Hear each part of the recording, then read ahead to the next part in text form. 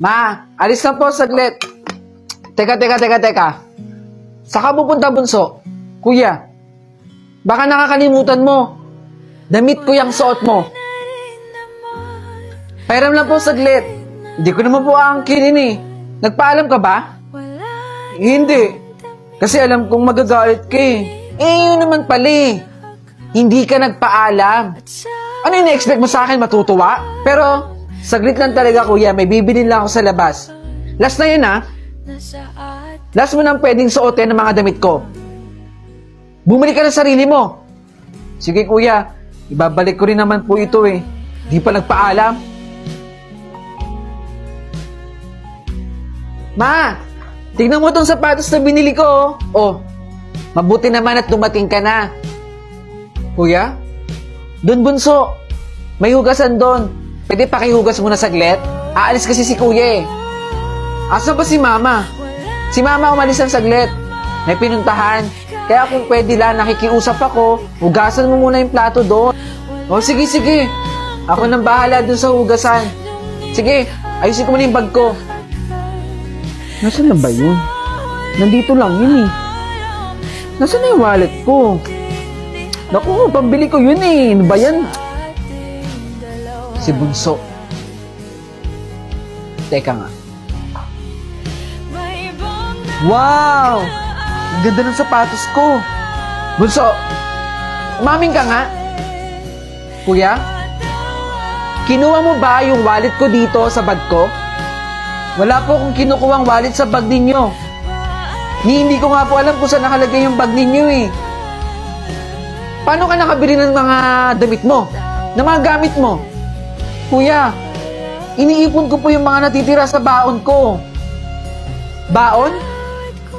Di ba nga sa'yo na lang galing, nauubos ang baon mo. Walang natitira sa'yo. Paano ka nakabili ng bagong gamit? Hindi ko po alam yung sinasabi ninyo.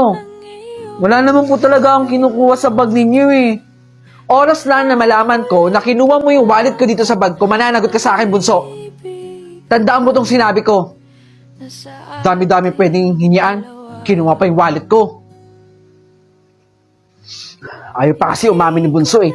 Siya naman talaga yung kumuha eh. Teka, bakit napunta dyan yung wallet ko? Kumpleto naman yung pera. Nasaan na ba yung earphone ko? Dami kasing gamit dito eh. Wait nga lang. Eto. Buti na lang nakita ko.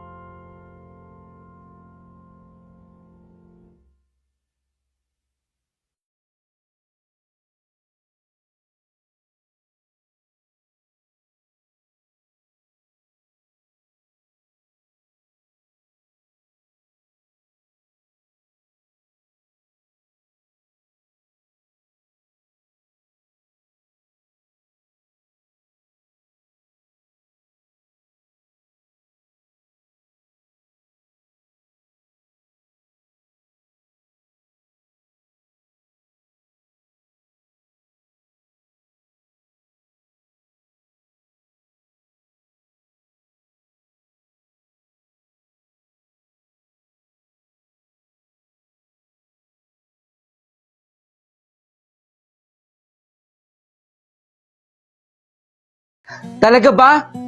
Ako yung top 1? Oo, ang galing mo talaga, De La Cruz.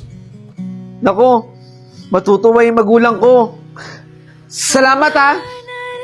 Si De La Cruz na naman ang top 1. Eh, ganun naman talaga eh. Kapag kasipsip ka sa teacher, magiging top student ka. Di ba, De La Cruz? Kasalanan ko ba nag-aral ako ng mabuti? Alam nyo, kung sino naman talaga ang matalino dito sa klase natin, wala nang iba kundi ako yun. Kasi ginagamitan ko talaga ng utak. Eh si De La Cruz, ginagamitan ng diskarte. Discarding sumipsip. Hindi yan totoo ha. Bawiin mo yan, Fernandez. Alam mo, tigil-tigil mo yung pagiging sipsip mo. Wala ka rin patutunguhan, De La Cruz. What is the product of a two positive integers? Teka, alam ko to eh. Anyone? De La Cruz, the product of a two positive integers is positive. Si De La Cruz na naman. That's correct. Okay, class, be ready for the exam later. Ito, 30/30 yung score ko. Perfect na naman ako. Siguradong matutuwa na naman yung magulang ko sa akin. May dalawa akong mali. Perfect pa si De La Cruz, ha? Fernandez, anong score mo? Ito, 28/30 lang score ko. Eh di, si De La Cruz na matalino. Si De La Cruz na ang laging tama. Si De La Cruz na ang laging top student. Saka kayo dito. Ala, grabe, nagalit agad siya. Kaya nga eh, ano kaya yun? Yan yun na si Fernandez. Class, before tayo umuwi, meron lang akong i-announce. Nag-leak daw ang answer sheet. Kaya marami sa inyo ang nakakuha ng mataas na score. Wala akong uuwi dahil kakapkapan ko ang bawat isa sa inyo. Okay, De La Cruz, ikaw naman. Ma'am, ito po yung bag ko.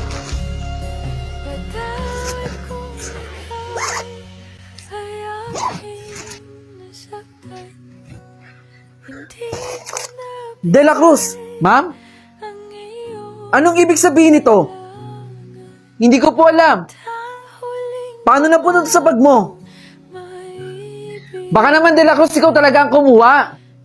Hindi ko po alam kung paano napunta yan sa bag ko. Kaya naman pala ang tataas ang score mo eh. Nangungopia pala si De La Cruz. Huwag ka na magmaang-maangan, De La Cruz.